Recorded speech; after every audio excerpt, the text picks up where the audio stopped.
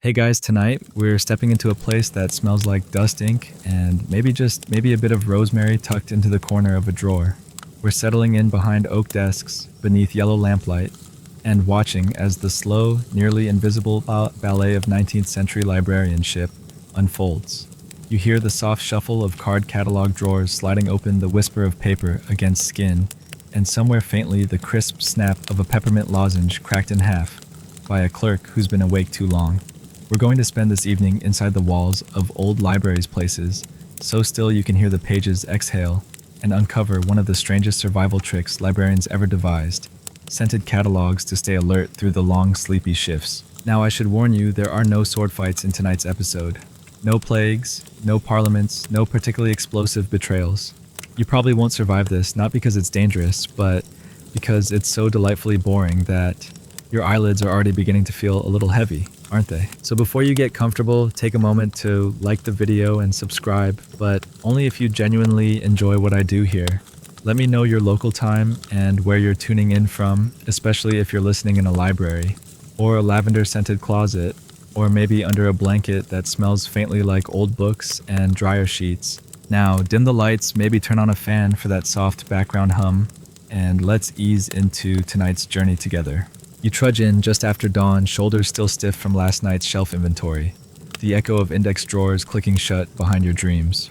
The city's still cool, street lamps just flickering out, but inside the library, this massive, brick-wrapped institution where you work 6 days a week, it's already warm with the sleepy musk of ink, lemon wax, and book mold. The iron key is cold in your palm as you unlock the door. You step into stillness. To your left, long reading tables with velvet-covered armrests, blotter pads, and inkwells. To your right, a card catalog wall that seems to stretch forever, hundreds of tiny wooden drawers with brass label slots, each drawer filled with stiff, handwritten cards. You've read most of them, filed half of them, dreamt about at least a dozen. They all carry the same faint, dry scent, cellulose polished graphite, and lately just faintly peppermint. Because here's the reality you've come to know too well: cataloging books is incredibly dull, especially when done for 12 hours at a stretch, hunched beneath gaslight, with a nib pen and a pot of smudge-prone ink. Your job isn't reading, it's recording, transcribing, classifying, filing, and doing it all without smudging your collar or dozing off on the table, which, as it turns out, happens more often than anyone cares to admit. Here's your first grounded historical fact. The rise of national library systems in the 19th century meant vast collections of books needed to be organized in consistent, reliable, standardized ways by author, subject title, and more. This led to the widespread use of card catalogs with handwritten entries on uniform paper slips sorted into sturdy, handcrafted wooden drawers. But these drawers didn't sort themselves. They required human eyes, human hands, human brains that, after 6 hours of uninterrupted alphabetical filing, began to wander into sleep. And so librarians, clerks, and apprentices began reaching for something extra. At first it was just peppermint oil dabbed behind the ear. Then it was sachets of dried herbs, rosemary for focus, lemon balm for clarity, cinnamon for warmth, tucked into waistcoat pockets or paper folded and slipped between the cards themselves. It sounds absurd now, but imagine a time before coffee was common in the workplace, when public professionalism meant no yawning, no slouching, and certainly no falling asleep while labeling book titles about 13th century Dutch grain tariffs. Scent became a quiet companion, a lifeline. And here's your quirky fringe tidbit: in at least one private library in Yorkshire, clerks were instructed to rub a single drop of rosemary oil on their fingertips before handling index cards. Why? Because the scent lingered just long enough to stir the senses with each drawer they opened. Some even claimed they could identify which section a drawer came from, natural science, theology, poetry, by how the fragrance had mingled with the paper over time. Which brings us to our scholarly debate of the evening. Did the use of scent in cataloging environments reflect a genuine cognitive tool for wakefulness? Or was it more of a social placebo, a ritual of focus, rather than a reliable stimulant? Some historians lean toward the former, citing modern research on scent-triggered memory and alertness. Others believe the impact was mostly psychological, a comforting routine rather than a true anti-fatigue measure. But here's the thing, it worked. at least well enough for the practice to spread quietly, drawer by drawer, across multiple cities and even countries. French archivists preferred citrus peel tucked in linen satchels. German catalogers were said to favor sage and juniper. American librarians, always practical, simply rubbed lemon rinds on their desks and called it a day. You settle into your chair now, cards in hand, ink pen at the ready. Outside, the birds begin to chirp. Inside, the scent of mint and old pine wax curls gently through the air. Your eyes do not close. Not yet. You write neatly in your filing notebook. A cataloged book may be borrowed and forgotten, but the drawer it came from remembers the scent of every hand. Peppermint for alertness, lavender for trust, lemon for the days you needed to stay awake and couldn't. You close the drawer. Another one waits. You slide the next drawer open, fingers grazing the tiny brass pull, the wood warm and smooth from 100 hands before yours. Inside are rows upon rows of stiff catalog cards, the ink fading from crisp black to soft sepia. Each card hums with the quiet weight of its own small story, an author's name, a publication date, the echo of someone's handwriting from 2 decades ago. But behind all that metadata, just beneath the scent of dry paper, you catch something else. Faint, deliberate, a whisper of clove, not strong enough to overwhelm, but distinct enough to suggest intent. Someone's been scenting this drawer. The rise of the card catalog was both a marvel and a menace to 19th century librarians. On the one hand, it brought order to chaos, replacing mismatched ledgers and fraying inventories with a sleek, expandable system that allowed any library, no matter how small, to mimic the structure of the great institutions. On the other hand, it meant more filing, more writing, more maintenance. A growing library didn't just collect books, it generated drawers, and those drawers in turn generated a new kind of labor. Here's your grounded historical fact. The modern card catalog, as we know it, took shape in the early to mid-19th century, popularized in part by the work of the French Bibliothèque Nationale and American pioneers like Charles Ami Cutter. Cutter's rules for subject headings transformed how information was accessed, ushering in a flood of cards, standardized formats, and rows of drawers in every corner of the reading room. What began as a tool quickly became a monument to information itself, and for many librarians, a deeply repetitive nightmare. Imagine it tens of thousands of cards to transcribe. Every title needed at least 1 card, sometimes 3 or 4, if it was cross-referenced by author, subject, or series. Handwritten, of course. Typed only if you were lucky or well-funded. And each card had to be filed perfectly alphabetically, lest someone trying to borrow the collected journals of Lord Valmont find themselves staring instead at the geography of Icelandic moths. Repetition did strange things to the human brain. Some librarians began humming tunelessly while they filed. Others recited the alphabet under their breath, like a monk's chant. But a few, those blessed with scent memories or curious noses, began slipping tiny remedies into the drawers themselves. Which brings us to the origin of a subtle trend-scented card catalogs. At first, it was purely accidental. Someone left a peppermint in a coat pocket, or a drawer absorbed the smell of the lavender satchel stored beside it. But soon it became deliberate. Clerks would soak a cloth in rosemary oil and tuck it behind the last card in a drawer. Some would place crushed bay leaves beneath the drawer lining. Others dabbed essential oil on the inside of the drawer's frame, where it wouldn't stain the cards. Here's your fringe tidbit. In 1871, a librarian in Vienna wrote a private memo suggesting that each catalog drawer be infused with a faint herb so as to anchor the attention of those who linger overlong among the L's. Whether his supervisors took him seriously or not is unclear, but copies of the memo found their way into letters between English and Italian cataloging societies within a decade. And it wasn't just about staying awake. It was also about maintaining rhythm. One librarian claimed that scenting every 5th drawer with peppermint helped her track how many sections she'd filed that morning. Another used a rotating scent system: mint on Monday, lemon balm on Tuesday, basil on Wednesday, to keep from losing her sense of progress. It was work, yes, but it was also choreography. Now here comes a scholarly debate that smells faintly of academic snobbery. Did scented drawers meaningfully impact cataloging efficiency, or was this all just librarian folklore?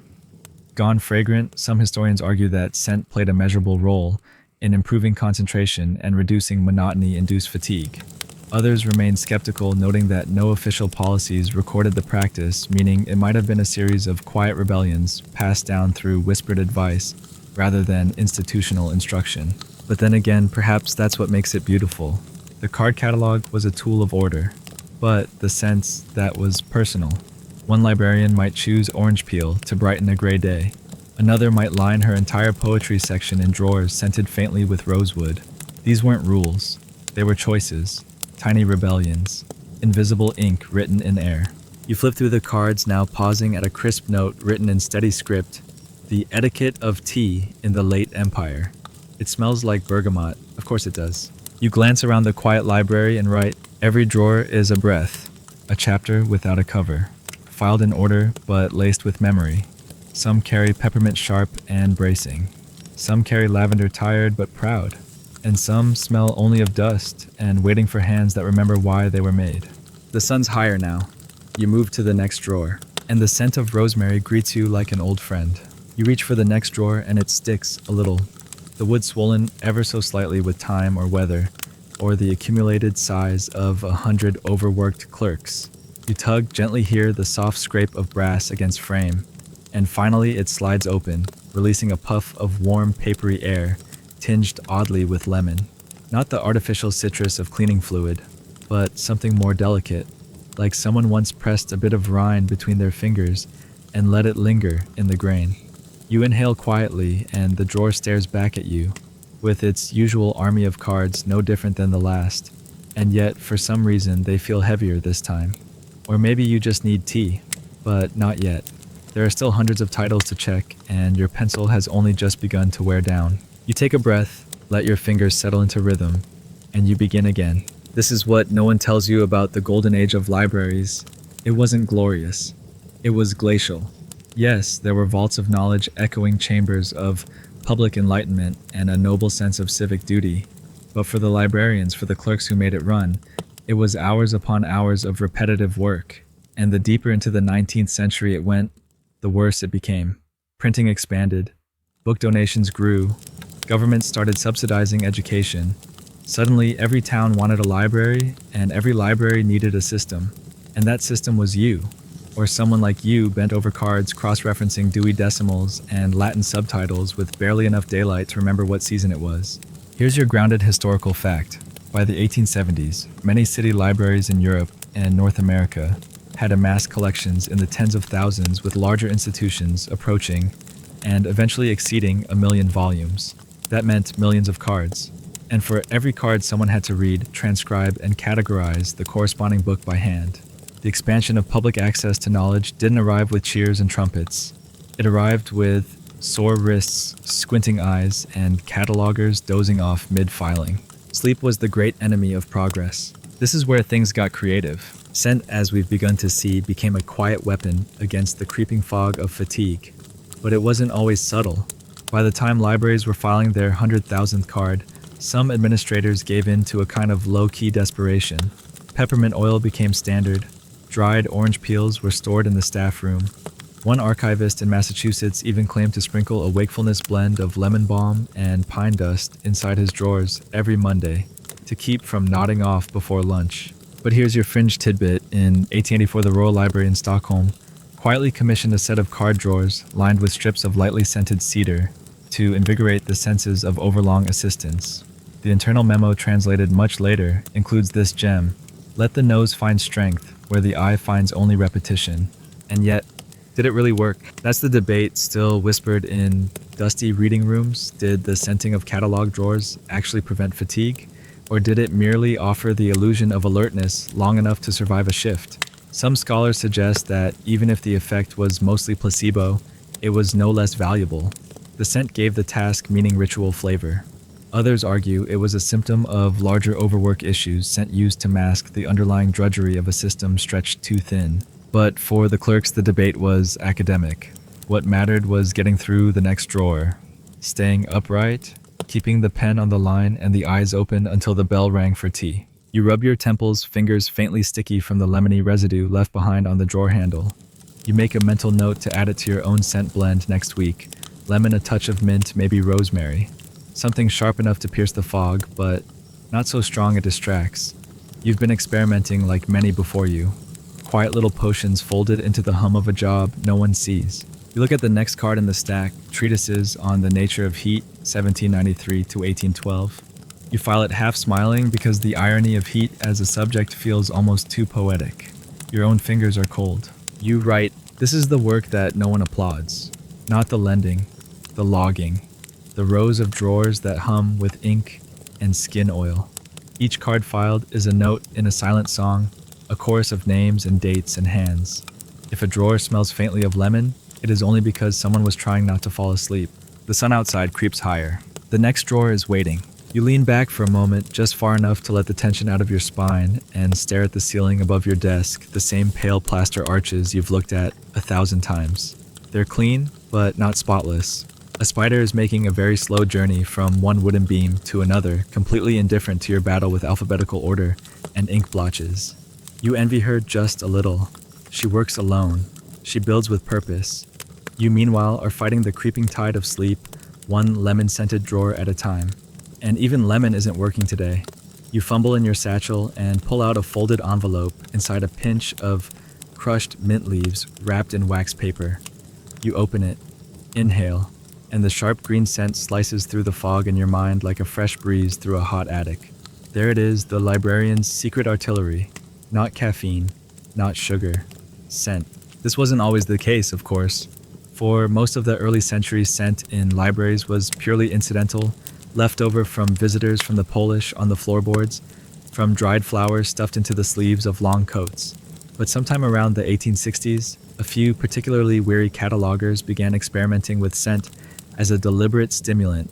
They weren't trying to perfume the room, they were trying to stay awake. Here's your grounded historical fact in several private correspondences and maintenance logs from the late 19th century librarians make specific mention of using herbal remedies to combat fatigue during long filing shifts. Some applied oil directly to their temples. Others soaked small pieces of cloth and tucked them discreetly into the corners of drawers. In one case, a Boston librarian reportedly chewed cinnamon bark for 3 straight weeks, just to stay alert while revising the botany section's 4,000 title overhaul. And then there were the satchels, tiny cloth bags filled with pungent herbs sewn into the inner pockets of waistcoats or petticoats. Mint was popular. Rosemary was revered. Some clerks added powdered ginger or eucalyptus. One enterprising assistant in Sussex stitched a tiny pouch into the cuff of his sleeve so he could press his wrist to his nose whenever he felt the wave of sleep coming on. Desperate, perhaps, but effective. Here's your fringe tidbit. In 1802, an apprentice cataloger in Turin accidentally created what may have been the first scent-coded drawer system when he began associating certain card sets with specific oils to help himself remember their locations. Lavender for poetry, basil for theology, lemon for law. His method was never officially adopted, but his letters suggest it helped him recall drawer placement with greater accuracy than sight alone. Whether this was brilliance or the early stages of total sleep deprivation is frankly unclear. This leads us naturally to another scholarly debate that no one expected was the olfactory enhancement of card catalogs, a legitimate occupational aid, or just a quaint side effect of overworked clerks with too much time and not enough ventilation. Some argue the former, citing neurological studies that suggest scents like peppermint and rosemary can improve focus and recall. Others remain unimpressed, viewing these stories as charming but largely anecdotal, the Victorian equivalent of doodling in the margins to stay awake. But history, as always, isn't made by the efficient. It's made by the persistent. And those catalogers persisted. You press the mint sachet gently against your cheek, its fabric rough and its scent stubborn. You wonder how many others in this same chair, under this same ceiling, resorted to the same small tricks to keep their eyes open. You imagine 100 ghosts with ink-stained fingers and tired spines, all nodding in slow agreement as you fold the paper back up and tuck it away again. The drawer you're working through smells faintly of varnish and old lemon oil. The cards stick slightly. You ease them apart one by one, filing each into its proper order. You don't miss a beat. Not because you are especially clever, but because the scent keeps nudging your brain awake, like a friend gently tapping your shoulder just as your head starts to drop. You write, "We are not machines. We are hands and paper, sweat and scent." Lemon wakes us. Mint sharpens us. Even rosemary, meant for memory, pulls us forward one card at a time. And so we sit, tired, tender, held upright by herbs and duty. Outside, a cart rolls past with a squeaky wheel. Inside the next drawer, waits. And this one, it smells like rosemary and ink. The rosemary-scented drawer holds up surprisingly well. Its cards are stiff, well-kept, almost proud of themselves. The ink hasn't faded as much as usual, and the filing is nearly immaculate, a rarity even in this obsessive little corner of the building. You catch yourself smiling just slightly as you slide each card into place. Not because you love order, though you do, and not because it's easier than the others, though it is, but because something about the scent, earthy, piney, just a little sweet, makes it feel like someone was rooting for you when they filled this drawer. As if a librarian from 10 years ago, facing their own wave of midday fatigue, paused just long enough to rub a sprig of rosemary along the inner lip and whispered, "Good luck, stranger." If lemon was for alertness and mint for focus, then rosemary was for endurance. It didn't punch you awake like citrus or snap you into line like menthol. It sat quietly in the background, lifting the edges of your attention, helping your eyes stay open just long enough to finish the stack in front of you. Here's your grounded historical fact. Rosemary had long been associated with memory in European folklore and medicine, and by the mid-19th century, it was often used in apothecaries and sick rooms as a tonic for mental clarity and fatigue. Victorian-era manuals recommend it for students, and scholars dried, boiled, or worn in small sachets near the collarbone. It was believed to stimulate circulation and keep the brain alert, especially when fresh air was scarce. And libraries, as you might expect, were not always known for fresh air. It wasn't just drawer liners and coat pockets. Librarians grew creative. Some burned rosemary sprigs in ceramic bowls during long cataloging sessions, an act that blurred the line between concentration and ritual. Others crushed the leaves into their inkwells, giving each pen stroke a faint herbal tang. One even infused his sealing wax with a drop of rosemary oil so that every note passed between clerks smelled like resolve. Here's your fringe tidbit at the Bodleian Library in Oxford. A group of catalogers briefly experimented with rosemary-infused ink as a form of aromatic morale support.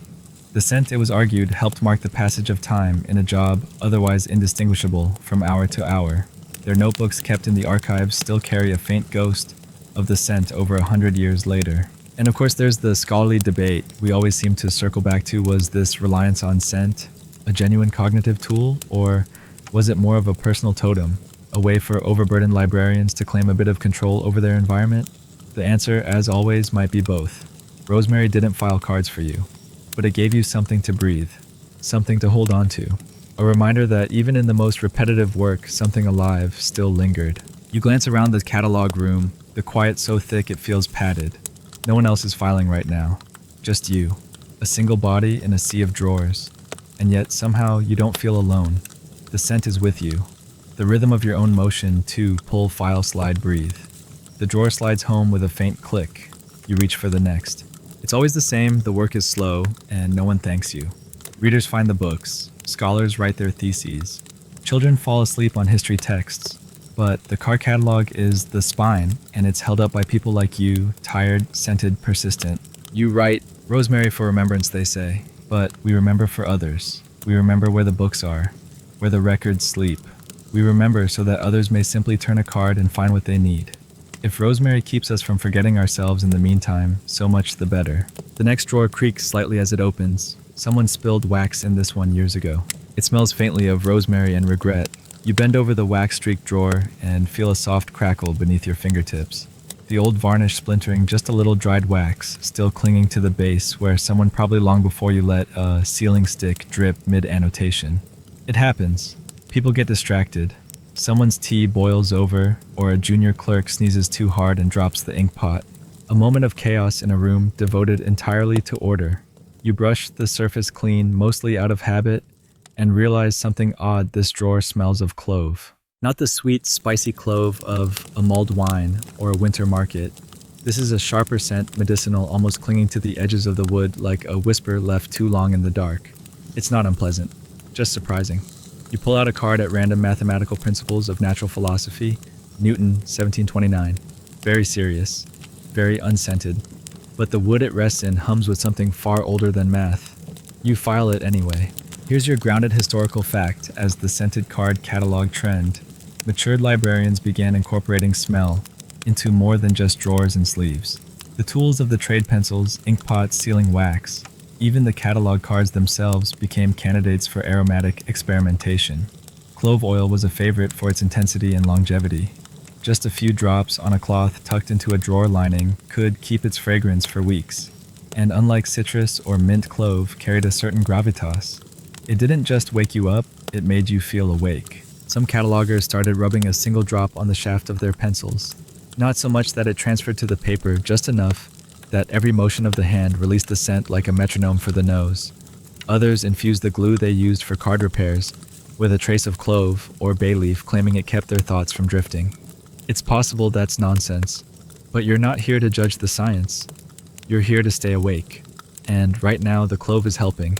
Here's your fringe tidbit a library in Edinburgh briefly issued perfume pencils to its indexing staff in 1887, cedarwood pencils soaked in a clove and cinnamon tincture.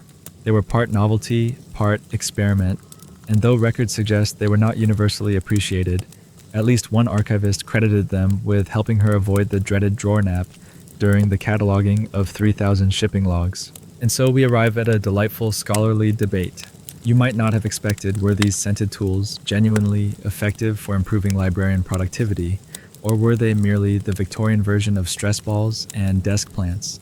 The prevailing modern theory holds that, while the olfactory boost was real clove being especially energizing, the deeper benefit lay in ritual, in the quiet rhythm of unscrewing the cap, inhaling a sharp scent, and returning to your cards with a little more resolve. You think about that as you reach for another stack. Your pencil worn to a stub smells faintly of cedar. You give it a hopeful sniff. Nothing. But the clove lingers in the drawer, persistent and strange. You wonder who first added it. Did they do it for themselves or for you? And suddenly you remember something, one of the old rules of this place written in a dusty handbook stored near the reference desk. A drawer is not only a tool, it is a chamber of memory. Keep it clean, dry, legible, and useful. It doesn't say anything about scent, but you know better. These drawers remember everything, including the smells. You write, the pencil smells of work, the drawer of memory. The clove hums a warning, don't drift, don't nod, don't forget. Even in silence the senses speak, and we scent-wrapped and half-asleep listen. The drawer closes with a firm final click. You stretch your fingers, the next one awaits. This one smells faintly of wax and lavender. The lavender-scented drawer sighs open, as though it's been expecting you. The scent is gentle, dreamy, as if someone once opened this drawer in a state of deep calm and left a bit of their serenity behind.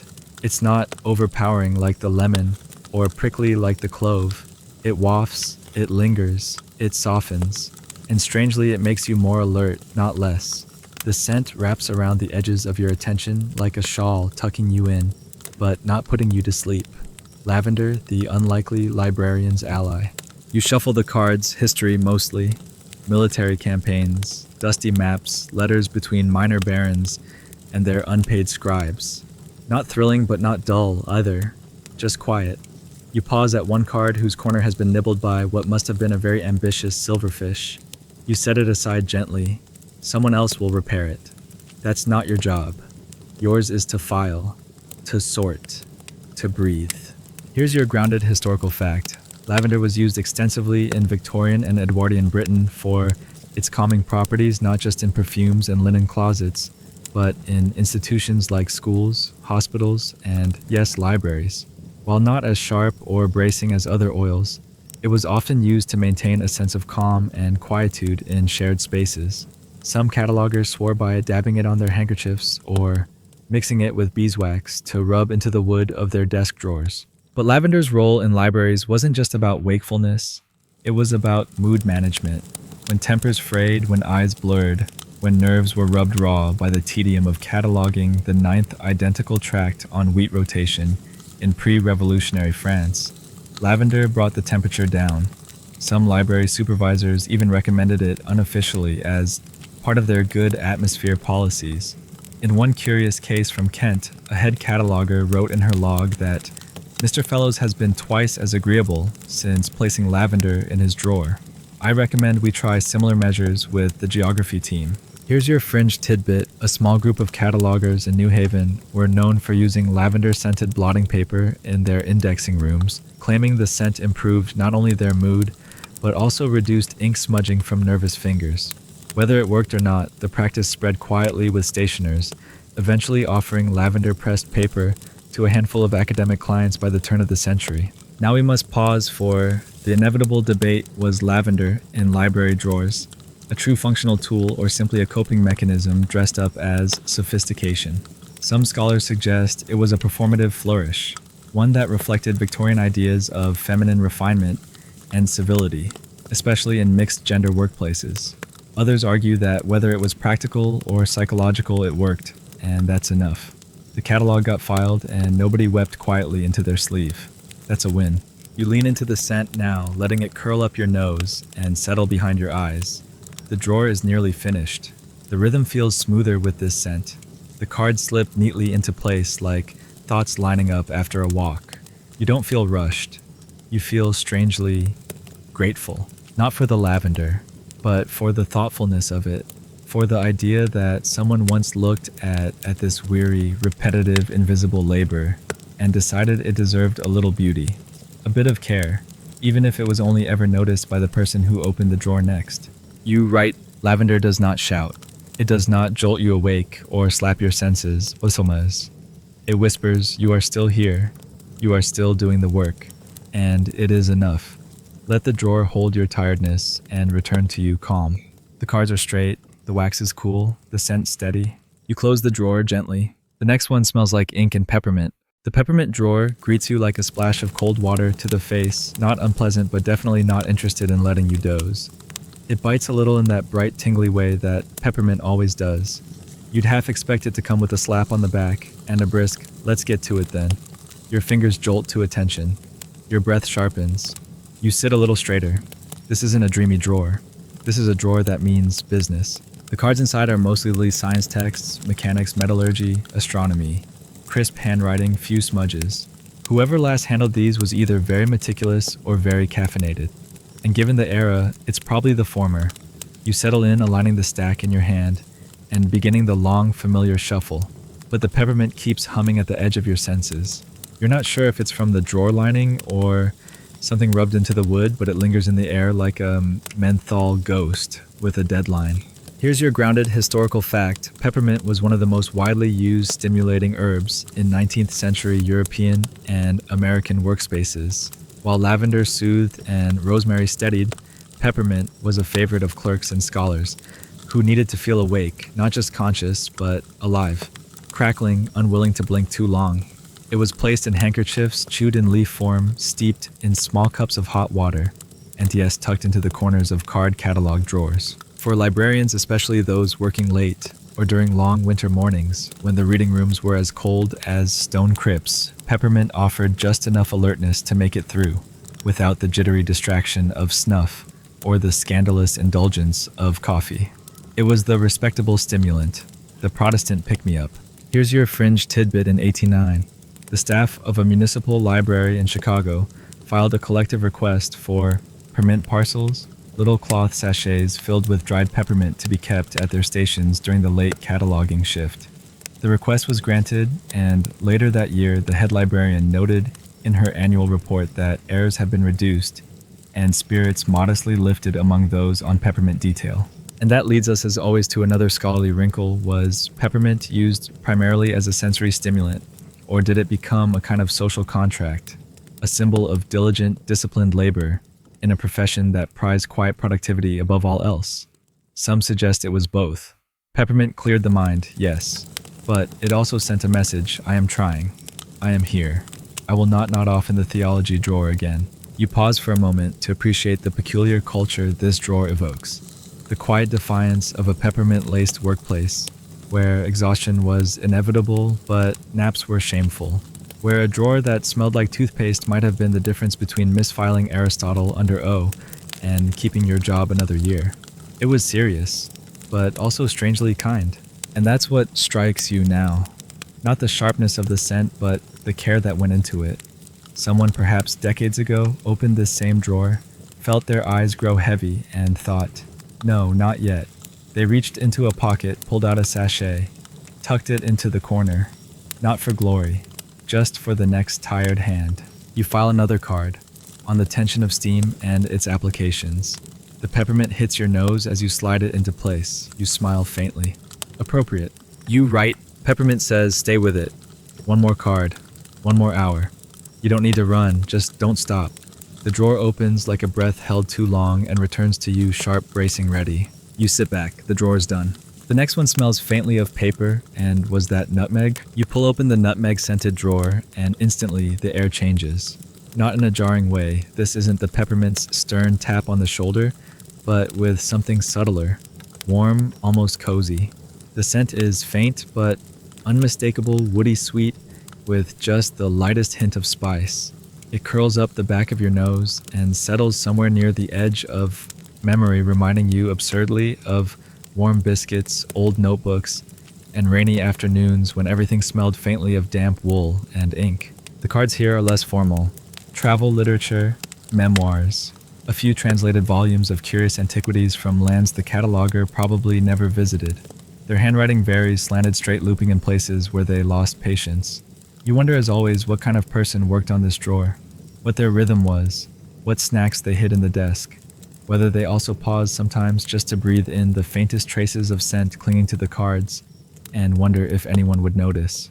Here's your grounded historical fact: nutmeg, while not as widely documented in library scent rituals as rosemary or peppermint, held a small but specific place in the scent toolkit of 19th century catalogers. It was often included in general herbal sachets, used to refresh indoor spaces. Blends of nutmeg, clove, and cinnamon were favored in the colder months, not only for their warmth, but because they masked the musty smell of damp paper and stale air that tended to linger in underheated cataloging rooms. One clerk in a Birmingham record office reportedly kept a pouch of nutmeg shavings pinned inside his drawer divider to keep the mood civil and the nose guessing.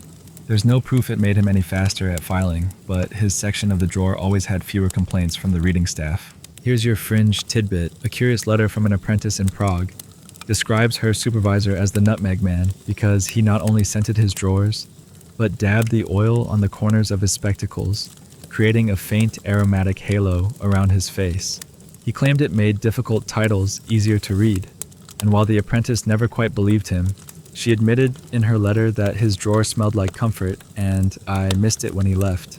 And now for a debate soft enough to match the drawer's mood: did warm spices like nutmeg offer psychological stability in overstimulating or emotionally taxing archival environments, or were they simply seasonal indulgences disguised as professional preferences? Some scholars argue that libraries absorbed domestic traditions during this era, drawing on familiar scents as a way to ease the monotony of institutional labor.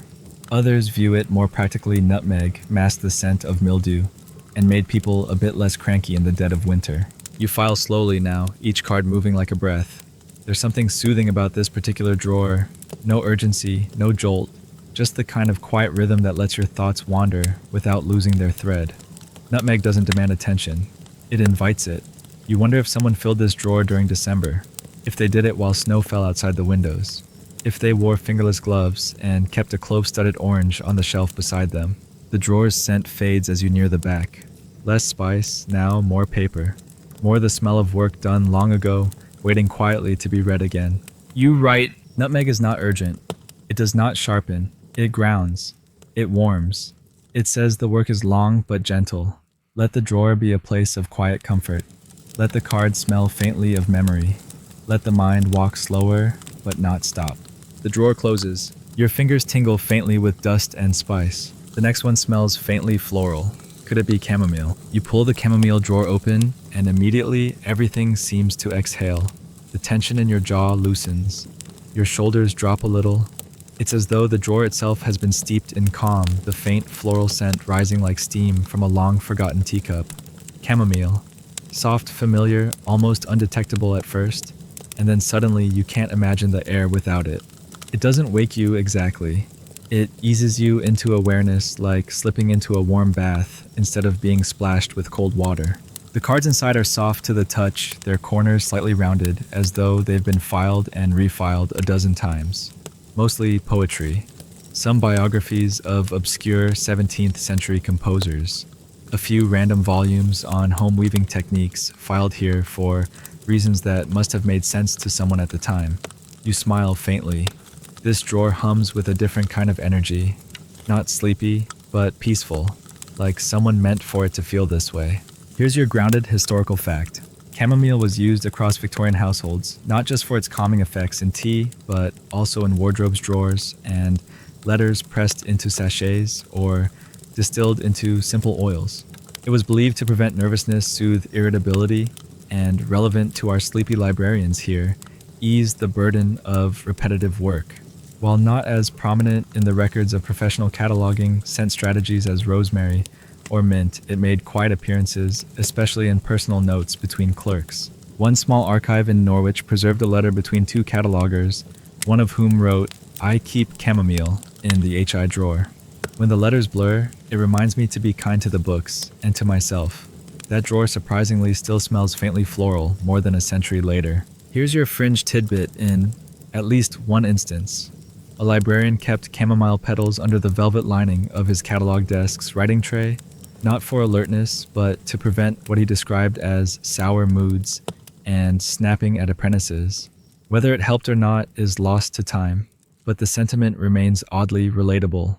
Even today, when the world is louder and faster, and the catalog's digital, there's something soothing in the idea of a drawer that smells like calm. And that brings us to tonight's gentlest scholarly debate. Was the use of relaxing herbs like chamomile in cataloging spaces an act of self-care or a subtle resistance against the mechanical nature of the work? Some historians suggest that scent became a kind of silent rebellion, a way to soften the harsh edges of institutional labor. Others see it simply as comfort when the work is long, make the space kind. You linger in this drawer longer than usual. The chamomile isn't just in the wood, it's in the pace. You file each card slowly, carefully. A name here, a date there, a poem titled "On the Persistence of Dust" that you very nearly stop to read. But you don't. You file it. That's your job. That's the ritual.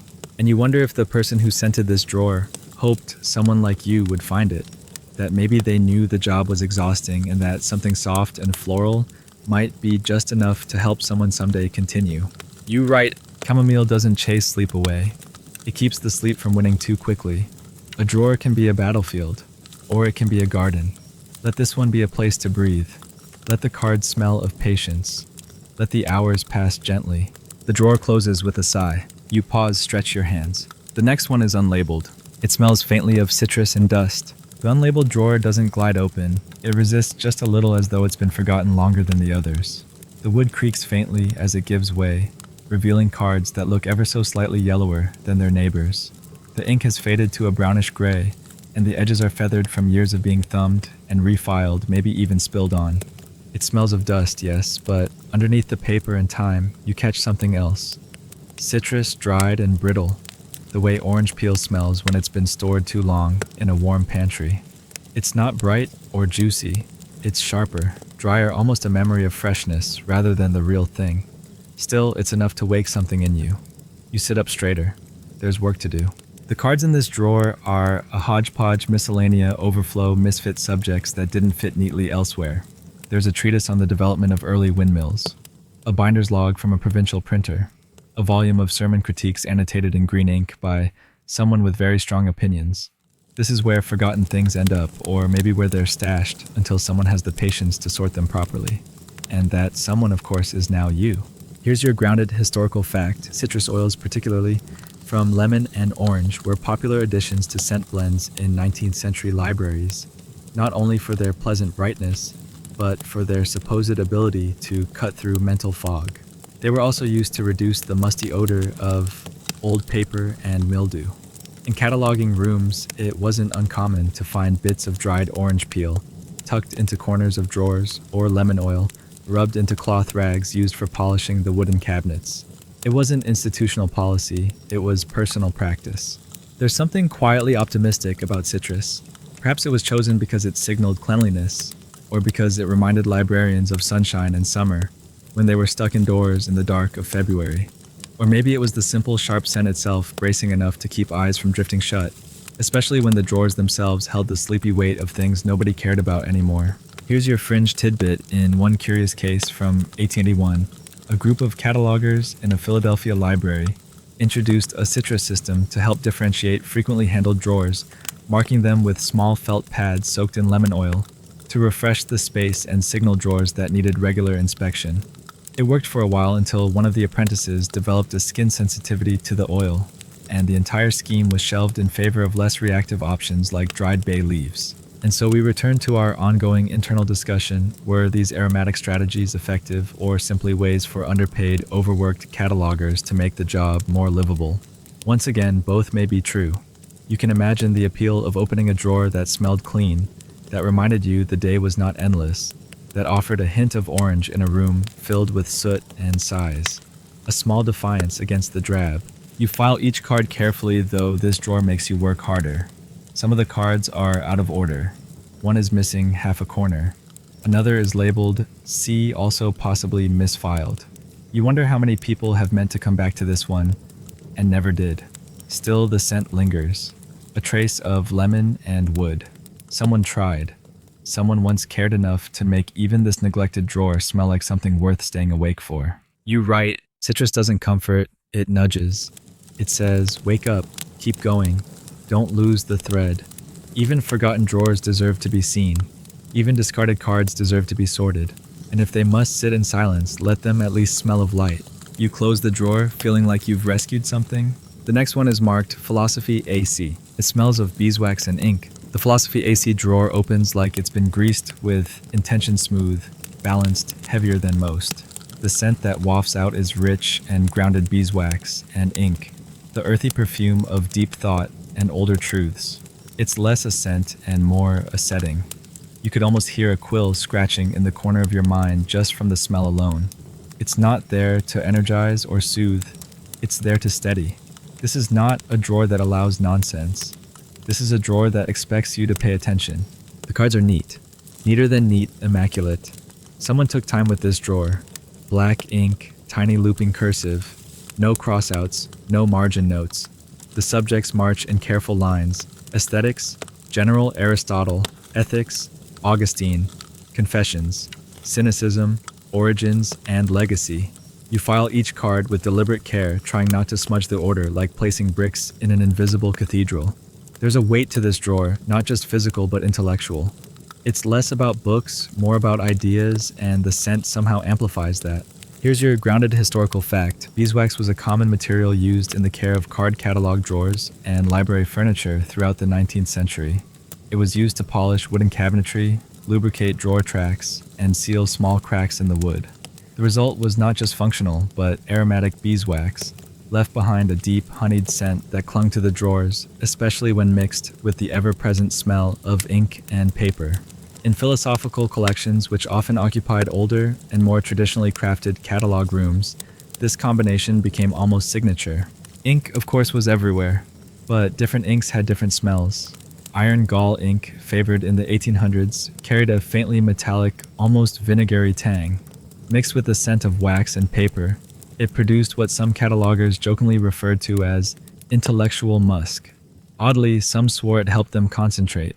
Others said it made their heads hurt after 5 hours of writing. Here's your fringe tidbit in a small monastery library outside Antwerp. The catalogers reportedly kept a beeswax candle burning during winter shifts, not for light, but for scent. The candle wasn't lit fully, just warmed near a stove, so that the wax released its aroma into the air. They claimed it made the dense philosophical text feel less like punishment and more like penance, which of course leads to tonight's loftiest scholarly debate. Did certain scents become so associated with subject matter that they shaped the way librarians related to the books themselves? Was philosophy, for example, given a kind of sacred olfactory ambiance because its drawers smelled of wax and permanence? Or did the scent emerge naturally from the materials and gain its aura through repetition? Some argue for the latter. Others insist that scent helped imbue subjects with emotional texture, poetry with lavender science, with lemon theology, with myrrh, philosophy, always wax and ink, solid, serious. You pause between cards. One is particularly beautiful, Aquinas' Nature of the Soul. The handwriting swirls with conviction. The edges are beveled just so. You take a moment to inhale the drawer again. The scent doesn't jolt or lull. It roots. You feel briefly like a tree, sturdy, grounded, part of something older than the day's fatigue. You write, ink is memory, wax is care. Philosophy is the sound of thought pressed onto paper and filed into drawers that smell like time. Let the scent be a signal. Here we think. Here we remember what thinking costs. Here we do not rush. You close the drawer quietly. The next one is marked Fiction Translations. You think it smells like rose petals? You open the drawer labeled Fiction Translations, and for a moment you pause, not because of what's inside, but because of what wafts out. The scent is delicate, almost too delicate to be real. Rose petals. Not fresh blooms, but the dry, papery kind pressed between book pages, saved from a summer long gone. The kind that carries more memory than fragrance, more feeling than function. It's not strong. You have to lean in to catch it, but once you do, it stays. A faint trace of romance tucked beneath titles rendered from foreign tongues. The drawer is unusually full. Fiction seems to multiply faster than philosophy, spilling across the card dividers like travelers with nowhere to be. Here, a Russian novel about a bitter schoolmaster. There, a French romance that smells vaguely like worn velvet and sugar cubes. A German satire with an unpronounceable title, scribbled with what looks like mild exasperation. This drawer is a patchwork of voices and stories, all of them translated, all of them slightly altered by the passage. And somehow the rose scent suits it. Here's your grounded historical fact in 19th century libraries, especially in Europe. Dried rose petals were sometimes used to freshen and close drawers or desk compartments, especially those holding paper. The practice wasn't exclusive to libraries. Of course, it came from domestic traditions of placing petals in drawers to preserve scent and absorb moisture. But occasionally the practice bled into professional spaces, and fiction drawers, it seems, were the most likely candidates. Whether it was because they were accessed more frequently, or simply because someone thought stories deserved something sweeter, the petals found their way in. Here's your fringe tidbit on Librarian in Lyon kept a diary where he mentioned placing a single rose petal into the back of each fiction drawer to remind myself the work, while tedious, still touches the heart. No record remains of whether his supervisors noticed, but several of the surviving drawers, when opened today, still carry that soft floral note. And so we ask, with a bit more poetry than science this time, were fiction drawers scented deliberately to reflect the emotional nature of their contents, or did they merely inherit the habits of librarians, who could not quite bear to leave their domestic sensibilities at home? Some scholars lean towards symbolism, rose petals representing beauty, transience, a touch of sentimentality in a sea of ink and dust. Others point to practical reasons fiction drawers were rifled through most, and petals helped absorb the oils and odors of constant use. You file slowly, not out of fatigue, but out of something gentler. Reverence, maybe. Each card you slide into place feels like tucking a note into a stranger's pocket. A Romanian folktale, a Danish seafaring diary, a Spanish novella about ghosts who can't read. All of them translated, all of them, in a sense, scented, altered by time, softened by human hands, preserved in drawers that whisper not just what was written, but who once read. You pause at a card that reads, "The Blossoming of Thought," translated from the Hungarian. The handwriting is uneven, hurried, but the ink is fragrant. You wonder if the person who filed it felt what you're feeling now. A drawer that does not sharpen or soothe, but opens something tender.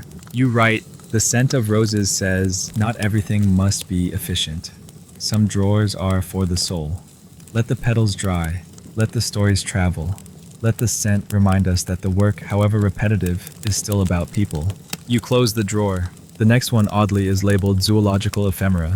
It smells unmistakably of dried mint and old feathers. You open the drawer marked Zoological Ephemera, and at once it hits you a cool, sharp mint. Almost medicinal, but laced with something musty beneath. Something dry and oddly textured like parchment forgotten in a taxidermy room. You hesitate for just a moment, then breathe in again, more cautiously. Yes, mint definitely, but also feathers, or the ghost of them.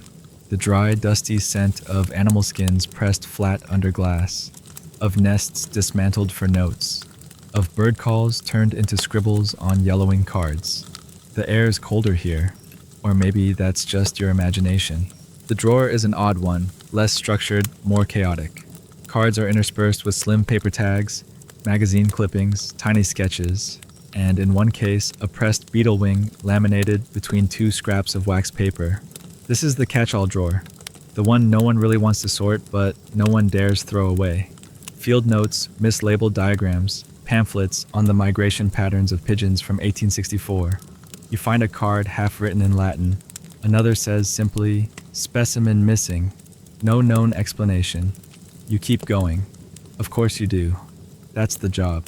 Here's your grounded historical fact. Libraries and museums of the 19th century often shared overlapping storage systems, particularly when it came to fieldwork materials and printed zoological reports. Ephemera drawers like this one held everything from specimen labels to journal excerpts, often on fragile or irregular paper. They were notoriously disorganized, often curated by eccentric collectors or visiting scholars. And because these drawers tended to collect dust mold and other less than pleasant odors, librarians began adding sharp-smelling herbs, especially mint, to keep the contents and the staff from wilting. Mint was cheap, plentiful, and effective. Unlike lavender or rose, it didn't romanticize the material, it just masked it. It cut through the biological funk of feathers, fur, and old glue. Some drawers were even lined with mint-scented paper or sachets made from crushed stems. Here's your fringe tidbit. A zoological librarian in Dresden once claimed that mint not only kept the drawer inhabitable, but also drove off the smaller pests, namely silverfish and book lice. Whether or not the mint truly served as a repellent, the practice spread. In fact, a drawer like the one you're filing now wouldn't be considered properly maintained unless it smelled faintly of menthol and mothballs. And here, of course, lies another quiet debate among cataloging scholars. Was the scenting of scientific and naturalist drawers more about preserving the materials or preserving the patience of those tasked with handling them? Some argue it was pragmatic. No one wants to file taxidermy reports that reek of mildew. Others believe the scents were an unconscious effort to impose order on a subject that inherently resisted it. You can catalog a book, a beetle's wing not so easily. Still, there's something oddly beautiful in the chaos. A drawer that hums with forgotten field trips and half-dreamed taxonomies. Each card a crumb from a trail no one finished following. You pause at one that reads whisker measurements, Arctic fox, unverified. The ink is barely legible. You can't help but imagine the poor cataloger hunched over a frozen sketch, desperately trying to measure a fox's whiskers while his ink bottle froze solid. The scent of mint steadies you. It isn't friendly, but it keeps your senses sharp. You write. Some drawers do not welcome you. They bristle. They whisper of feathers and teeth. They ask you to be brave, or at least careful. Let mint guide your hand. Let the drawer smell cleaner than its contents. And when you close it, whisper a small thank you to the fox. You close the drawer more gently than usual. The next one is labeled medical treatises. You smell alcohol ink and something vaguely herbal. The medical treatises drawer opens with a reluctant creak, as if groaning under the weight of everything it knows. The scent that escapes is unmistakable alcohol and ink sharpened by something green and a little bitter, an herbal undertone that clings to the back of your throat. It smells like antiseptic, but not the modern kind. It smells like the corner of a surgical theater in 1873 or the moment before a tincture is applied to a scrape. Clean, sharp, and just a little unnerving. You pause, then reach in. The cards are clinical. No poetic handwriting here, just efficient block letters, names of long-dead doctors, journal volumes, and monographs with titles that make your eyelids twitch. Observations on trephining the skull, on the use of leeches in treating melancholia. An 1842 report on hospital sanitation. Each card feels like it was filed with gloves on. You work more slowly here, partly out of respect, partly because the drawer seems to resist haste. Here's your grounded historical fact. Medical libraries in the 19th century often shared resources with general cataloging systems, especially in universities and state institutions. As a result, many non-medical librarians found themselves responsible for filing treatises and journals on surgery anatomy and early pharmacology, whether or not they had any background in the material.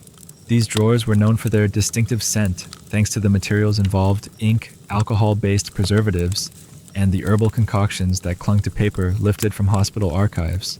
To combat the overwhelming tang of old medicinal paper, Some librarians introduced herbal masking agents, often thyme camphor, or even wormwood placed discreetly in sachets at the back of the drawer.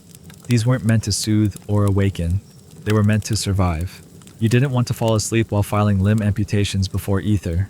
Here's your fringe tidbit. In a hospital-affiliated library in Edinburgh, catalogers were known to dab their wrists with diluted camphor oil before handling the medical drawers, claiming it helped them focus and suppress nausea. One librarian referred to it as his white coat ritual, a way of mentally preparing for the more graphic side of his otherwise orderly job. And thus arises the necessary scholarly question: was the scenting of medical drawers primarily practical, masking decay and stress? Or did it serve a symbolic role, creating psychological distance between the clerk and the clinical material? Some argue these scents were like armor. Others suggest they were a thin veil barely holding back the discomfort of dealing with so much human frailty pressed between sheets of paper. You're not squeamish, but this drawer gets under your skin. The subject matter is precise, cold, necessary, but not comforting. You touch a card marked Bloodletting Historical Review. The edge is worn soft from handling. You imagine the librarian who wrote it out frowning in concentration, the scent of time battling the staleness of dried ink and iron gall. You breathe deeply. The herbal note steadies you. It's not pleasant, but it helps. This drawer isn't here to be liked. It's here to be respected. You write. Some drawers are clean by necessity, not by kindness. They smell of decisions of remedies that failed, of knowledge acquired through pain. Let the ink dry with dignity. Let the alcohol sting and fade. And let the scent remind you this too is history. You close the drawer with care. The next one is labeled Botany Exotic Plants. The scent is wild citrus soil and something sweetly spicy, perhaps cardamom. You tug open the Botany Exotic Plants drawer, and it's like uncorking a small greenhouse in spring. The scent is immediate, vibrant citrus soil and cardamom, a warm, spicy hum that catches you entirely off guard. It's not subtle, not polite. This drawer doesn't whisper. It blooms. You blink once, twice, and suddenly the card catalog room seems a little less gray. This drawer smells like it remembers sunlight. The cards inside are uneven, not in quality, but in dimension. Some are longer than standard. Others are clearly repurposed, their backs carrying the ghost of old newspaper clippings or ink-blotted poems. One has a faint leaf impression on it, like someone pressed it into a botany manual and forgot. The subject headings are sprawling and specific. Medicinal plants of Ceylon, theories on fern propagation, Tahitian observations, notes on carnivorous species in Burmese swamplands. It's less a drawer and more a jungle, alphabetized. Here's your grounded historical fact. 19th century botanical collections were often among the most eclectic and fragrant components of academic libraries. Whether tied to universities, horticultural societies, or colonial expeditions, they included not just books and pamphlets, but leaf pressing, seed catalogues, illustrated monographs, and even letters between collectors in wildly distant places. These materials often arrived scented by their journey, mildew spice, citrus dried leaves, and librarians sometimes added their own aromatic layers to preserve or mask those foreign notes. In drawers like this, cardamom was common, not just for its pleasant smell, but because it was believed to help maintain focus and stave off fatigue. A few drops of cardamom oil in a folded cloth might be placed behind the rear divider. Others opted for dried citrus peel cinnamon bark, or a pinch of potpourri tucked into a sachet, as if scent could anchor the chaos of an entire continent's flora in one tiny wooden box. Here's your fringe tidbit in a library attached to the Dutch East India Company's archival wing. One clerk documented how different drawers were scent mapped by their region of origin. African botany got clove and cinnamon. Pacific specimens got lemongrass. South American notes came with vanilla and tobacco leaf. It wasn't official policy, it was something the catalogers did for themselves. The nose remembers better than the index one of them wrote. This leads, of course, to a thorny scholarly debate that blooms like a vine across the footnotes. Was the scenting of botanical drawers a colonial indulgence, an act of Orientalist fantasy imposed on the material? Or was it a practical sensory method of preserving and humanizing the avalanche of botanical data flooding Europe's institutions? Some say it romanticized. Others say it helped contain. Many agree it was both. You file carefully. The drawer's scent doesn't make the job easier exactly, but it makes it richer. Each card smells faintly like something once alive. You can almost feel the humidity of palm leaves, the crunch of gravel beneath a field researcher's boots, the echo of Latin names spoken in quiet wonder. You pause at a card titled Mythic Trees of the Malay Peninsula. The card itself is unusually thick. You turn it over and find a tiny drawing on the back, a simple tree, childlike in its lines, but clearly intentional. There's no note, no name, just the tree. And the drawer humming with citrus and cardamom seems to hold its breath around it. You write, some drawers do not contain facts.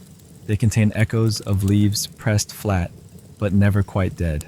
Let the scent grow wild. Let the name spill over the edges. Let the card be a leaf fallen into memory.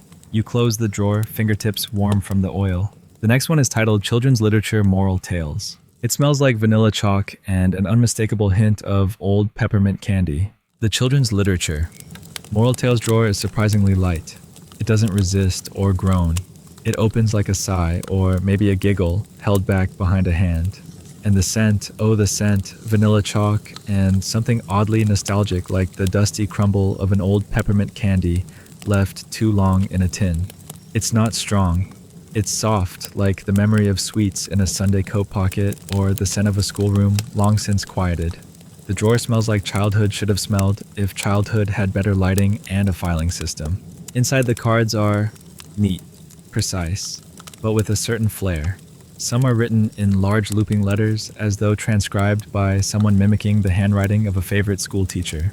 Others have small colorful stickers long since faded, but still hanging on like polite little ghosts. The titles are everything you'd expect: The Honest Woodcutter, Mary Minds Her Manners, Why Tidy Children Go to Heaven. You don't know whether to laugh or cry. Here's your grounded historical fact during the 19th century. Moral tales for children were a major literary category, often assigned entire sections within public and school libraries. These books were written to instruct, not entertain, and their cataloging reflected that. Some libraries even created dedicated virtue drawers, subdividing tales by the trait they were meant to instill: honesty, patience, cleanliness, thrift. The drawers smelled quite often of the rooms they were stored in: schools, nurseries, small churches. And those rooms in turn smelled of chalk floor polish, sugar paste, and the faint herbal tinge of cough lozenges. To preserve the materials, and perhaps their mood, librarians sometimes tucked in sachets of dried vanilla pod or rose petals with the occasional hint of peppermint. Not for stimulation, but to mimic the domestic comfort the books themselves were meant to enforce. A drawer that smelled sweet was easier to spend time with, especially when cataloging the same Sarah learns to share for the 7th time in one afternoon. Here's your fringe tidbit. A cataloger in Devon wrote in her notes that she dabbed a cotton ball with syrup of peppermint and tucked it inside the drawer marked Gratitude Stories because it reminded her of visits to her aunt's parlor where small peppermints were served in china dishes and silence was considered polite. She said it made the moralizing feel less aggressive, which naturally brings us to a debate far more philosophical than you might expect for a drawer of tales involving tidy hedgehogs and punctual orphans. Was the scenting of these drawers an act of sincerity or satire? Some librarians genuinely wish to infuse their cataloging spaces with warmth and kindness, using comforting aromas to match the tone of the literature. Others, especially the more sardonic catalogers of the late 1880s, leaned into the scent as a kind of irony. Let the drawer smell sweet, one scribbled in the margin of a filing guide, even if the children in these tales do not. You can't quite tell what side of that argument the person who curated this drawer belonged to. The cards are filed with too much care to be mocking, but the peppermint candy wrapper crumpled and still tucked in the back makes you suspect they didn't take it all too seriously either. You pick up one card titled The Boy Who Cried Thrice and Was Spanked and smile at the heavy-handed moral. You file it. You exhale. You think about what it means to catalog morality, to assign decimal places to virtue, to scent a drawer like vanilla and call it pedagogy. You write. Some drawers are small sermons, not in what they say but in how they smell. Sweet, familiar, just enough to lull, but not quite enough to trust. Let the cards instruct. Let the peppermint soothe. Let the scent be the lesson that lingers longest. You close the drawer and it smells briefly, almost implausibly like frosting. The next drawer is simply labeled Weather. Its scent is rain real or imagined. The weather drawer opens with a soft resistance, the kind of gentle tension you might feel tugging open a window on a stormy afternoon. The scent that spills out is strangely precise rain. Not actual rain, of course, but the smell that pretends to be a petrichor damp paper, maybe a trace of cedar and ozone. It's uncanny. The scent doesn't overwhelm you, but it makes the hairs on your arms lift ever so slightly, like the sky is about to speak. Inside the cards are as varied as clouds, some pristine and bright, others yellowed and curled like parchment caught in a thunderclap. The topics range wildly. Barometric readings in the Swiss Alps, 1852. An English Farmer's Almanac of Frosts and Fog. A short guide to predicting rain by smell. You blink. You read it again. That last one is real. Here's your grounded historical fact. Weather literature formed a significant portion of 19th century scientific collections, particularly in rural and maritime libraries. These documents weren't just curiosity, they were survival. Farmers tracked frost dates, sailors annotated storm patterns, and cities kept records of rainfall for reasons both spiritual and sanitary. The cataloging of this material was meticulous, often updated annually, and widely shared across regional library systems. Because weather records were often drawn from damp field notes, coastal archives, or hastily jotted observations, the drawers themselves began to carry a trace of the outdoors. They smelled of wet ink, woolen coats, and pressed plant leaves. Librarians, perhaps out of instinct, began enhancing the scent, placing cedar shavings, eucalyptus, or even small bits of dried moss at the back of the drawer to absorb moisture and add an atmospheric calm. One cataloger in Dublin claimed she could predict the contents of a weather drawer by nose alone. Here's your fringe tidbit. At least one library in northern Wales had a drawer that was lightly misted. Yes, actually misted with distilled rainwater each week by a dedicated assistant. It wasn't required, no policy dictated it, but the head librarian believed it made the climate records feel more authentically filed. Her logic was never questioned, likely because she also brought in fresh tea and knew every patron's name. So here's the debate, less about function, more about feeling. Did the deliberate weathering of these drawers serve an academic purpose, or was it a librarian's way of making data feel poetic? Some argue scent helped bridge the gap between technical documentation and sensory experience, that to read about fog while breathing in cedar was to internalize the knowledge more deeply. Others believe it was romantic nonsense. But isn't that the whole point of cataloging weather, measuring the unmeasurable, recording the fleeting? You file slowly. The cards themselves are faintly warped, and some are clearly rewritten versions of earlier entries, perhaps lost to mildew or misread in a lightning storm. You spot one card that's been stitched together with thread binding two halves of a rain chart from 1879. You wonder if the storm it described still lives somewhere in the paper. You lean in, breathe deeper. The drawer smells faintly of mud and morning. You write, some drawers are skybound, filed in clouds and ink. Their scent is not invention, but reminder that even storms leave records. Even rain falling only once can be folded into cardstock and remembered with cedar. You close the drawer slowly, reverently. The next one is labeled Obsolete Instruments. It smells like brass dust and just the edge of singed paper. The Obsolete Instruments drawer opens with a low groan, the kind that feels less like resistance and more like remembrance. The scent that greets you is not gentle. It's brass dust and something singed like the scorched edge of old paper or the faintest ghost of ozone after lightning. It smells of forgotten hands and half-remembered sounds. Not musical exactly, but mechanical, like a drawer that used to whir. A drawer that once ticked. The cards inside are orderly, but they have a kind of static energy, as if they're holding in their breath. Titles like A Guide to the Monochord, instructional notes on the Antikythera replica, and calipers of uncertain purpose. Possibly theatrical lineup with nervous precision. Many are accompanied by drawings, tiny schematic sketches, often done in the margins with measurements that trail off mid-sentence. Some have been updated, their old labels crossed out and replaced with cautious pencil annotations, likely inaccurate. No known surviving example. May have been a hoax. Here's your grounded historical fact. The cataloging of defunct or now mysterious tools and instruments became a formal task in the late 1800s as museums and academic libraries began inheriting collections of scientific relics. These were often acquired from estates, abandoned observatories, or shuttered laboratories with little documentation. Librarians were expected to sort, describe, and file items, even when their function was unclear, sometimes relying on guesswork, hearsay, or optimistic labeling. And so the drawers that held these cards, the obsolete drawers, began to take on a scent of their own. the brass tags, the dust of glass and gear, the faintest hint of oil or char from forgotten mechanisms. Some librarians added clove to mask the metallic edge. Others, more ironically, burnt the edge of a card before filing it, letting the scorched scent mark the drawer like a postscript. It was never approved practice. But these drawers weren't about approval. They were about questions no one could answer anymore.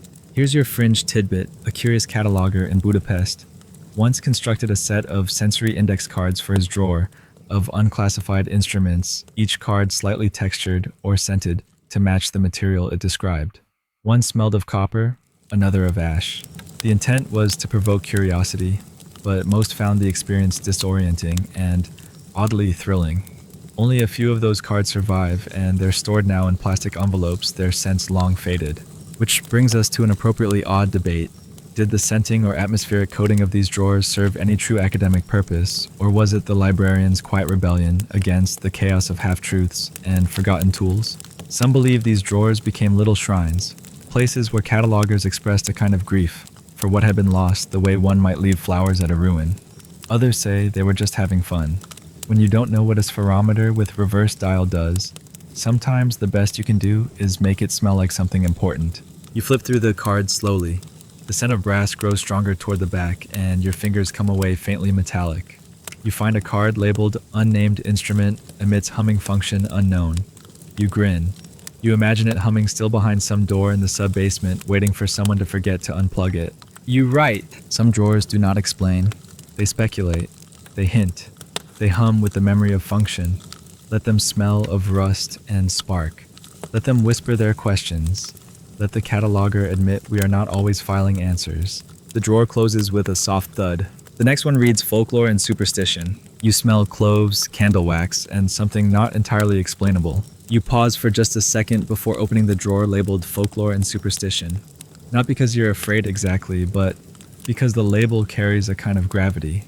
Or maybe it's just the scent cloves, old candle wax, and something else. Something harder to name. Earthy, maybe. Or smoky. It's the smell of cellars and burnt herbs, and too many hands touching the same doorknob for too long. It prickles faintly at the back of your neck, like a draft that wasn't there a moment ago. You inhale quietly and slide the drawer open. It resists, not like it's stuck, but like it's holding something back. Inside the cards are dense, crowded, tucked, too deep in places. The categories spiral into themselves. Charms, protective, domestic animals, ominous encounters, seasonal taboos, northern isles, library ghosts, unverified. You blink. That last one is real. The handwriting is messier here, more varied. Some cards are written in thick, inky scrawl. Others in tiny, trembling script that looks borrowed from another century. A few are illustrated runes sketched in the margins, a crude drawing of a broom hanging over a doorway. These aren't just records. They're incantations disguised as cataloging. Here's your grounded historical fact during the 19th century. The surge in interest around anthropology and ethnographic studies led many libraries, especially in Britain, Germany, and Scandinavia, to collect and catalog regional folklore. These entries ranged from oral histories and peasant beliefs to superstition spells and the domestic rituals of isolated communities. Librarians tasked with compiling these entries often worked from handwritten field notes, smuggled diaries, or even interviews scribbled on the backs of train timetables. To keep pace, some turned their cataloging into ritual. Clove oil, known for its sharp cleansing scent, was often used to mask the mildew or mold of papers stored in attics, barns, or tucked under beds. Some librarians added beeswax candle stubs to their drawers, either by accident or design, so that the scent of ritual remained, even when the stories had long been boxed away. Here's your fringe tidbit. In an old Finnish library, a drawer labeled Witchcraft Regional Variants was found to contain a tiny charm bag, a real one, with cloves, salt, and a tiny bone button inside. No record exists of who placed it there. When it was discovered decades later, the staff voted unanimously to put it back. The drawer, they agreed, felt wrong without it. Which brings us inevitably to a wonderfully peculiar scholarly debate. Were the folkloric scent practices in cataloging intentional acts of thematic curation, or did the subject matter itself cause catalogers to absorb its rhythms and rituals? Some suggest the latter, that after weeks of filing spells and omen lists. Even the most rational librarians began lighting candles before opening certain drawers. Others argue that the scenting of folklore drawers was a natural extension of collecting something wild, something that refused to be sorted but could be softened by cloves and wax. You breathe more slowly now. The drawer hums with old beliefs, like a bell still faintly ringing. You find a card that reads the 10th drawer rule. If you file by candlelight, file quickly. You glance at your lamp. It flickers, but only slightly. You continue. You file soot folk and hearth offerings under H, careful not to bend the fragile paper. The scent of cloves thickens as you near the back, and you wonder who filed this drawer first, whether they believed, whether they still do. You write. Some drawers are not read. They are listened to. They crackle like flame. They whisper like old walls. Let the scent of wax guide your hand. Let the cloves clear the air. Let the cards lie undisturbed if they ask you kindly. You close the drawer more gently than usual. The next one says only unsorted. It smells like everything and nothing. The drawer labeled unsorted is different. It's not heavier than the others, but somehow it feels more dense, more chaotic. It opens without resistance, and yet you sense it was never meant to open easily. The scent that rises is not a scent at all, but rather the muddled, whispery absence of one. Or maybe it's all of them at once: paper cedar, a faint touch of mint, a ghost of lavender dust, old ink, maybe even a trace of lemon rind from a drawer 5 columns over. It's the olfactory equivalent of static, the smell of everything that has nowhere else to go. Inside is a world unto itself. The cards are stacked with no discernible order, sideways, upside down, cross-filed, misfiled, even some jammed in backward with angry pencil markings like "Fix this" or "Ask Martha." There are bookmarks that aren't marking anything. Folded scraps of correspondence, a knitting pattern, a feather. One card simply says "Title unknown," possibly fiction, possibly not. This is where all the library's questions come to nap. You smile despite yourself, because here in the mess, something feels profoundly honest. Here's your grounded historical fact. Every large library that used physical catalog systems eventually developed one or more unsorted drawers, places for oddities, unfiled cards, fragments of entries with uncertain destinations, and rejected records no one could bring themselves to throw away. These drawers were not celebrated. They were quietly acknowledged, labeled hastily, and often filed at the bottom of the cabinet where visitors never looked. They smelled strange too, because they carried the residue of everything. One card might smell of pipe smoke from a donor's study. Another might carry the sharp bitterness of vinegar ink. Yet another might have traveled halfway across the world in someone's coat pocket. The unsorted drawer became a scent palimpsest, a layering of lives and hands, none of which agreed where anything should go. Here's your fringe tidbit. In 1901, a junior cataloger at a university in Prague documented a game she played during breaks. She'd open the unsorted drawer, take a deep breath, and try to guess which continent the card in front of her had last visited. She called it nasal geography. Her supervisor was not amused, but she kept a notebook of her guesses, and she was apparently quite accurate. And so we come to a final kind of scholarly curiosity: was the unsorted drawer a failure of the system or its hidden heart? Some historians argue these drawers reveal the limits of control, that no matter how tightly a library is managed, the human element will always seep through in the form of misplaced cards and soft chaos. Others see them as spaces of possibility, where discarded records gain new meaning just by being set aside and revisited, and where scent itself becomes the cataloger's only guide. You reach in and begin to sort, though you're not sure into what. A card about 14th century brick ovens, another about a lost poem misattributed to Virgil, a third completely blank. The scent shifts with every handful.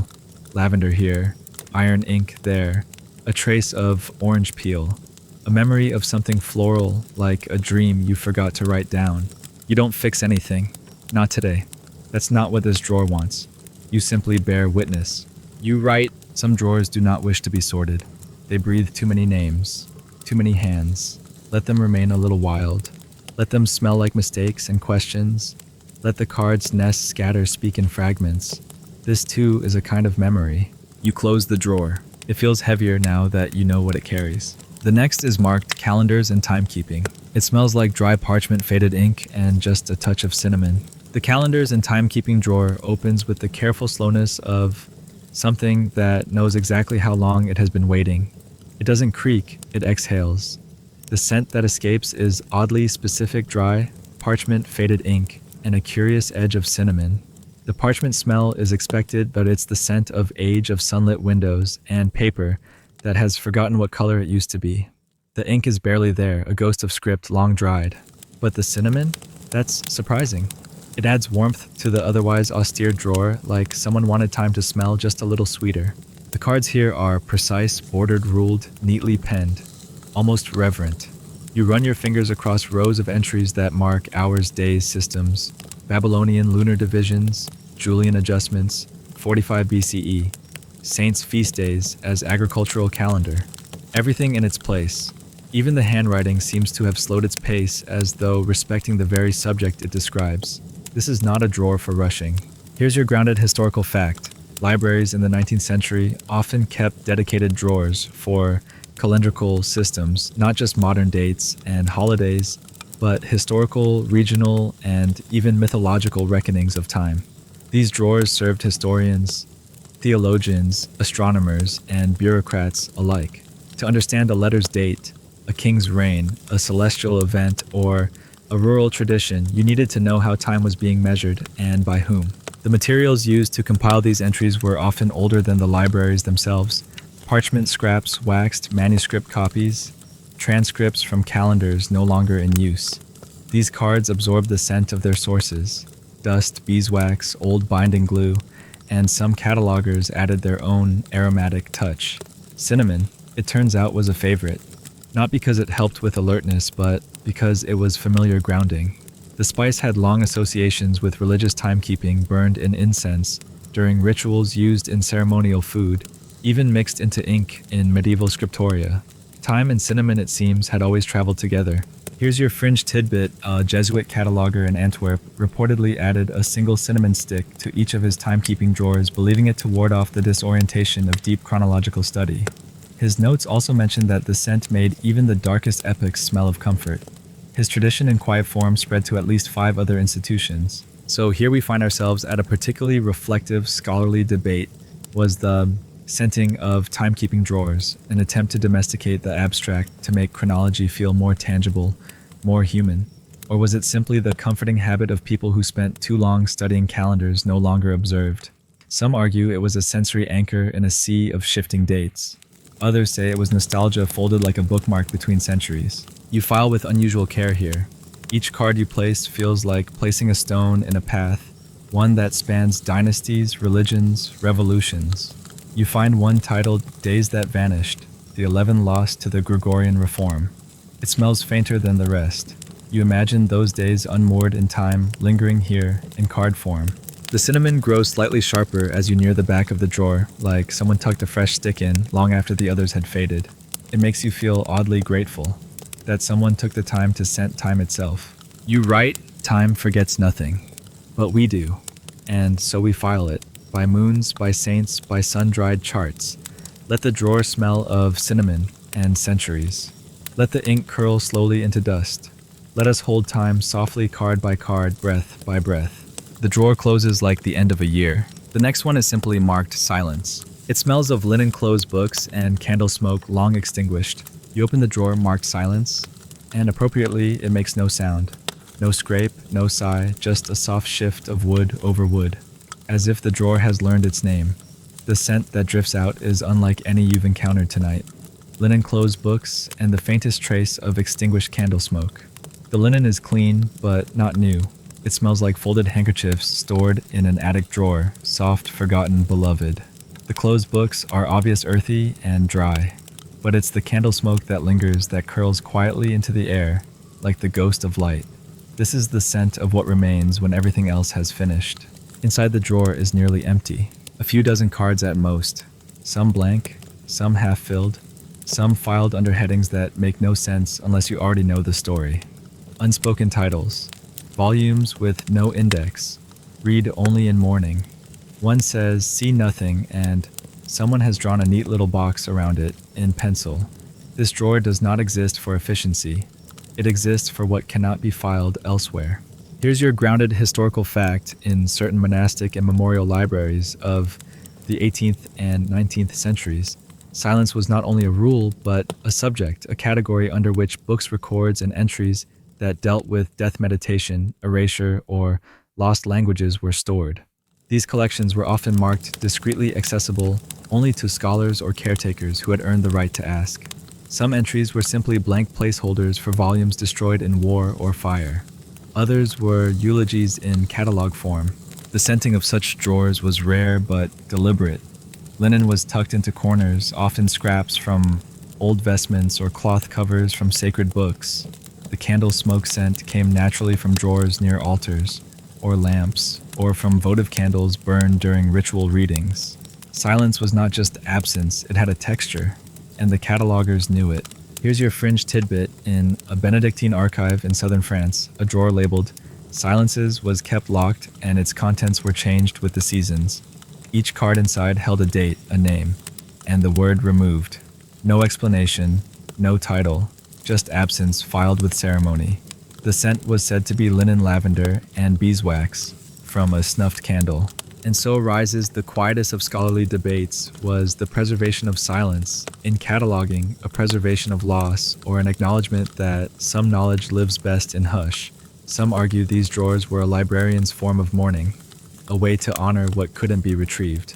Others believe they were placeholders for humility, a reminder that even the most comprehensive system has its limits. You sit for a moment, not filing, just being. The linen scent softens the air. The candle smoke clings like the end of a vigil. You touch a card that says only the library before the fire. You place it gently back. You write. Some drawers are pauses. They do not ask to be read. They do not ask at all. Let them smell of linen and ash. Let them hold what was lost without bitterness. Let the silence catalog itself card by quiet card. You close the drawer without looking back. The next one is titled Laughter. It smells of citrus peel, old wood polish, and something sticky sweet, possibly jam. The laughter drawer surprises you before it even opens. The label itself is hand-lettered, slightly crooked, as if someone grinned while writing it. The wood beneath it is more worn than the others, its handle polished smooth by years of curious fingers. When you pull it open, the scent drifts out in uneven waves: citrus peel, wood polish, and something unmistakably sweet. It's the scent of old marmalade left on a desk too long, or the sticky smudge of jam between pages that were never meant to be eaten with toast. It smells impossibly like a joke shared too close to closing time. The cards inside are strange, delightful but strange. Some are filled out properly: title, author, subject, but others are clearly fakes or inserts. A theoretical study of the chuckle in Arctic conditions, on the comparative humor of pigeons. How many library finds make a philosopher laugh? One card simply says, "This is not a joke," filed under N. You can't help but smile. The drawer smells like someone filed joy here on purpose. Here's your grounded historical fact. Many libraries, particularly university archives and private collections, maintained informal joke drawers, either as morale boosters for staff or as repositories for odd catalog entries, parody pamphlets, or humorous marginalia. These entries were rarely acknowledged publicly, but privately they became beloved parts of the workplace culture, cataloged not for use, but for amusement. Laughter, it seems, had its own taxonomy. To preserve this drawer's particular charm, librarians often made it smell a little different. A bit of orange peel for brightness. A cloth dabbed with almond oil. Occasionally, the drawer would inherit the scent of someone's desk snack, jam tea biscuits, maybe even the lingering trace of ginger. The result was a drawer that, even closed, made you feel like something silly had happened nearby. Here's your fringe tidbit. In 1889, an assistant librarian at Cambridge wrote an anonymous booklet titled A Short History of Cataloging Errors, committed deliberately, and it was kept in a drawer labeled Laughter, beside a small bottle of lemon cordial. The booklet included fake entries for non-existent books, with titles like Index of Forgotten Thoughts and How to File a Card When No One Is Looking. It was never officially published, but the drawer became a rite of passage. New clerks had to find it on their own. Which brings us almost gleefully to a playful debate among cataloging historians. Were laughter drawers a legitimate part of archival tradition, or simply a necessary leak in the dam of formality? Some argue they kept the profession human proof, that even the most meticulous cataloger needed to file a chuckle once in a while. Others claim they were distractions, indulgences that diluted the seriousness of the work. But you think they were a wink. A moment of lightness in the cathedral of order. You file slowly, enjoying the levity. One card reads how to alphabetize a banana C. Also why. You pause, laugh softly, and place it exactly where it belongs. You write. Some drawers giggle. They smell like citrus and crumbs. They refuse to be useful, and that is their use. Let the joke be filed. Let the punchline smudge the ink. Let the cataloger laugh just once before the next drawer. You close the drawer a little faster than usual, smiling. The next one is labeled Night. It smells of cold air, spent matches, and the ink of closing time. The drawer labeled Night does not resist you. It opens smoothly, silently, like a page turned in a dream. And the scent, oh, the scent is unmistakable. Cold air, spent matches, and the deep hush of ink at rest. It's the smell of a lamp just blown out. The stillness of paper cooling after the last word has been written. It's not heavy, not even dark, just final, like the world taking off its shoes and stepping barefoot into sleep. Inside the cards are pale and faintly dusted. Not with actual dust, these have been handled just carefully, but with the kind of wear that comes from being read in whispers. Topics like dreams in medieval astronomy, lunar calculations for ritual use, poetry written under moonlight, unpublished. The ink is darker here, strangely, bolder against the faded cards, as if the night has its own script and it writes deeper. One card simply says, use a softer voice. Another filed by the rhythm of breath. You don't know who wrote them. You don't care. They're exactly right. Here's your grounded historical fact in many libraries. Night was not just a time of closure. It was a shift in tone, in behavior, even in cataloging. The late hours, often staffed by junior clerks or solitary volunteers, invited slower filing, different reading, quieter movements. These shifts produced their own rhythm of labor, and sometimes their own drawers. Materials not suited for busy hours, too fragile, too odd, too poetic, were often sorted at night and scented with whatever helped the hours pass gently. Matches for warmth or candlelight, lavender oil rubbed into fingertips, charcoal pencil dust, the faint salt of tears or tea. Night drawers carried the scent of the day exhaling.